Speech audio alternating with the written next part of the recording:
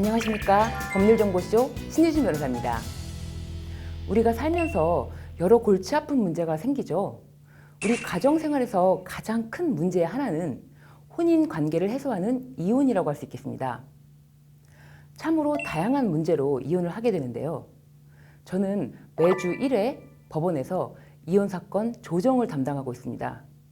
이혼율이 점점 높아지고 있어서 매주 법원에서 아주 바쁘게 여러 부부의 사연을 듣고 있습니다. 오늘은 이혼에 대해서 여러분이 평소 궁금하신 내용들을 정리해 보았습니다.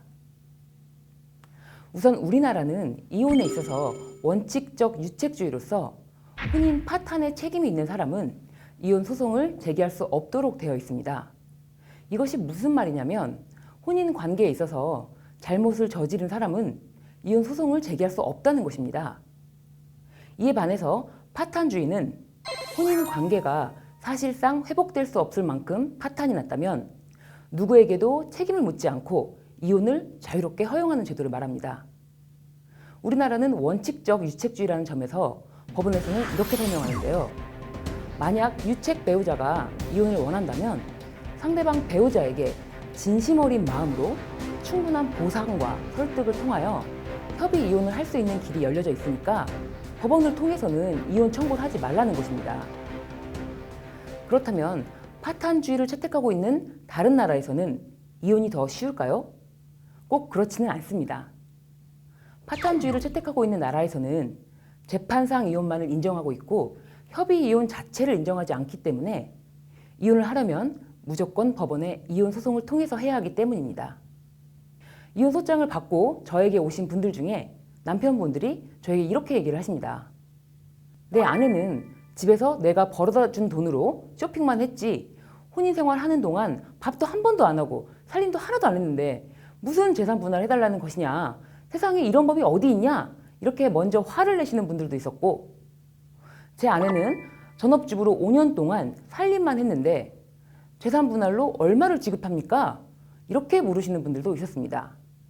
그나마 아내가 매일 집에서 밥도 하고 아이들도 챙기고 살림을 했다면 전업주부에게도 재산 분할을 해줘야 하는 것은 인정할 수 있겠고, 다만 그 액수에 대해서만 고민이 되시겠죠. 그렇다면 혼인생활 중에 경제활동을 전혀 한 적이 없고 공동재산 형성에 기여한 것이 없고 살림도 본인이 전혀 하지 않은 경우, 이런 경우에도 이혼할 때 재산 분할을 해주어야 하는 것일까요? 여기에 대해서 말씀을 드리자면 우리나라의 법 체계를 이해하여야 하는데요.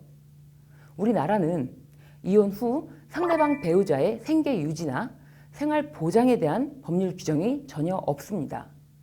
사실 이러한 법률 규정의 공백을 법원이 판례로서 메꾸고 있는 형편이거든요.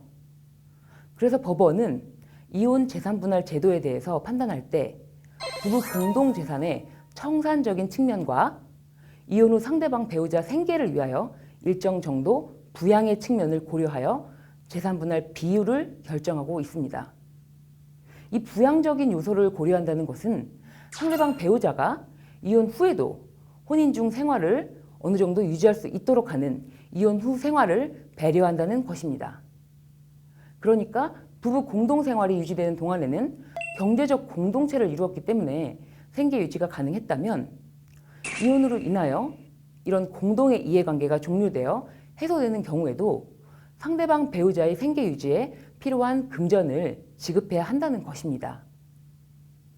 평생을 함께 하겠다는 약속으로 부부의 연을 맺었다가도 도저히 혼인 공동생활을 유지할 수가 없어서 남은 인생을 위한 선택으로 어쩔 수 없이 이혼을 하게 되는데 재산 분할 및 위자료의 금전적인 청산 문제만큼은 결혼할 때보다도 더 신중하여야 하겠죠. 그럼 이혼할 때 자녀가 있는 경우를 살펴보도록 하겠습니다. 사실 부부가 이혼을 하지 않기 위해 가장 노력하는 이유로서 미성년의 자녀들 때문이라고 할 수 있는데요. 그럼에도 불구하고 이혼을 결심하였다면 혼인 관계를 도저히 유지할 수 없는 중대한 이혼 사유가 발생하였기 때문이겠죠. 그런데 이혼할 때 미성년 자녀가 있는 경우라면 부부가 적당히 협의하여 이혼 신고를 해버리면 추후에도 법적 분쟁이 계속될 수 있습니다.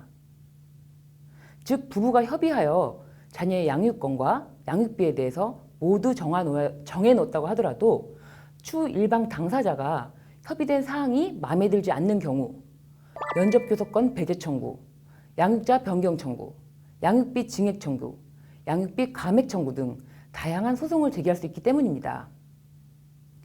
협의로 이혼을 할 때는 상대방이 추후에 이렇게 소송하게 될 줄은 상상도 못했겠죠.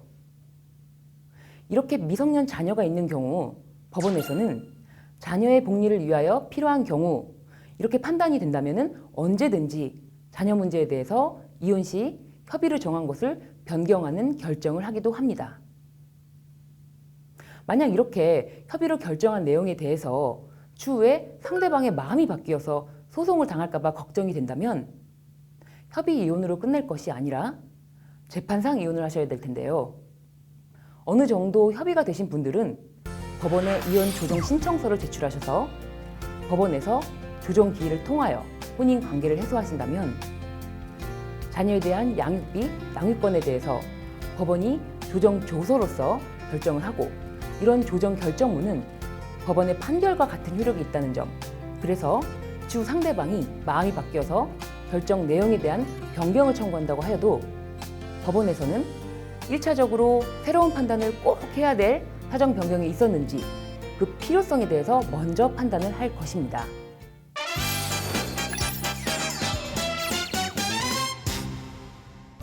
이번 주제인 인생의 가장 큰 고민, 이혼에 대한 키포인트는 막상 이혼을 결심하였다고 하더라도 혼자서 많은 것을 감당하고 결정하는 것은 매우 어려운 일입니다. 결혼할 때는 그나마 가족이나 친구들의 조언을 통해서 결혼 준비를 할 수 있었을 텐데요. 이혼할 때는 주변 지인들의 도움보다는 법률적인 도움도 필요하기 때문입니다. 만남은 신중하게, 헤어짐은 더 신중하게 하여야 하겠습니다. 지금까지 법률정보쇼 신유진 변호사였습니다. 감사합니다.